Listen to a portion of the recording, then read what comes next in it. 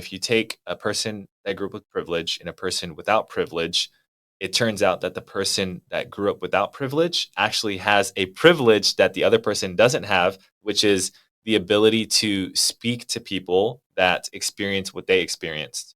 And I think anyone who has experienced hardship has, responsibility to, show people and be that example that, hey, like you don't have to let that define you to find out where you want to go in life. And I think that's one of the most beautiful things. And if I think about, your content, Tony, it definitely accomplishes a lot of that. And I know through the stories that you've told about your childhood on social media, they have been, quite deep and tragic and emotional. And so one that really stuck out to me was, when you told the story about growing up in like a cockroach infested home, and, that's literally, you turn on the lights and there would be like hundreds that scatter. And do you share those type of stories with your kids so that they know how lucky they are? Because I think about my parents who, immigrated from Vietnam. I grew up with a silver spoon compared to them. And so, how do you kind of balance like showing them or telling them, how good they have it with not trying to like push it down their throat? Yeah, yeah. So yeah, that's a daily struggle too, and we struggle with that because now you obviously going to give your kids everything you never had growing Mhm. up. I do layer those stories in. We went to Bangkok not too long ago, and I showed them the dumpster kids. How these kids live on the train tracks with no roofs over their heads. It hits them. They understand it at the time, and I tell them about all my stories about all types of weird things that happened to me, especially that cockroach Yeah. one. And for some reason they grasp it at first, but it kind of comes and goes very quickly because they don't understand what that's like Mm. because their life is so much different now. But I do try to implement that, and my wife and I talk all the time about how we can. That was a gift, right?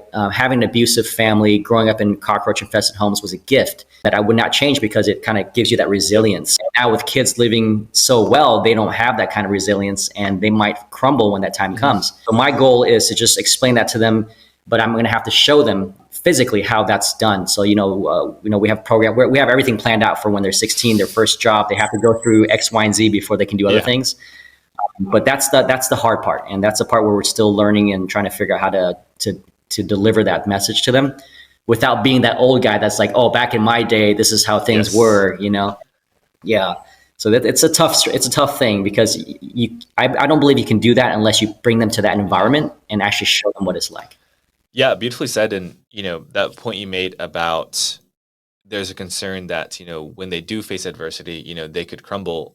I think about a story in my own childhood. So, like I mentioned, grew up with the silver spoon. Mom provided everything to me. And I remember I was 16 and I had failed my first chemistry exam ever. That was the most adversity I had ever experienced up until that point. Yeah. And Tony, I literally crumbled. I dropped out of that chemistry class. I took an easier one because I just didn't know how to handle that. And I think about that story and think about, not to compare it in a toxic way, but I compare it to like the adversity that my parents experienced, and I'm like, oh my gosh, like literally night and day difference, which is funny. Not even close, right? For them, it's like we had to hop on a boat that was going nowhere. It's crazy what they went through. And so, like, I don't, like our generation, we look back and thank God that we're here, thanks to their Mhm. sacrifice. And if they have PTSD from it and they treated you bad, it's like, you know what, water under the bridge. They had to deal with crazy stuff. And so we're like, first world problem things. Yeah, yeah, completely agree. And at what point did you develop that compassion for your parents and what they put you through? Because in the beginning, it's you hate them for it. And then as time goes on, you're like, okay, actually, that experience was a gift. And also, I can't be so sure that I wouldn't have done the same thing in their shoes. And that's something that I think about a lot. Yeah, that's a great question. And for the longest time, I did not deal with any of these things that I grew up with. But it gives me closure to think that, okay, my dad was an alcoholic. He was abusive to my mom and myself. He was just many more stories. But I contribute that to the trauma he went through, and he did the best he could with the tools he was handed. And he grew up without a father. His father was killed in the war Mm, at the river somewhere. And so he grew up without anything, any kind of structure, and then came to America without the language. And so I said, you know what? I'm gonna give him a break because in my situation, if I was like that, I might not have came back home to my family. So that helped me get closure and it helped me kind of get through the years. But I never really carried much resentment. I forgave them a long time mm, ago, and I keep telling them that, but they still harbor that shame of the way they treated us. But I've kind of moved on from that. I never had it as baggage until a few years ago, where I had this anxiety and this anger that was inside of me that I never dealt Hmm. with. But yeah, to this day, I don't talk to my father much or my mom much, but there's no type of like blaming involved at Yep. all, because I'm super blessed now with the family that I've always wanted, and Yes. things are going great.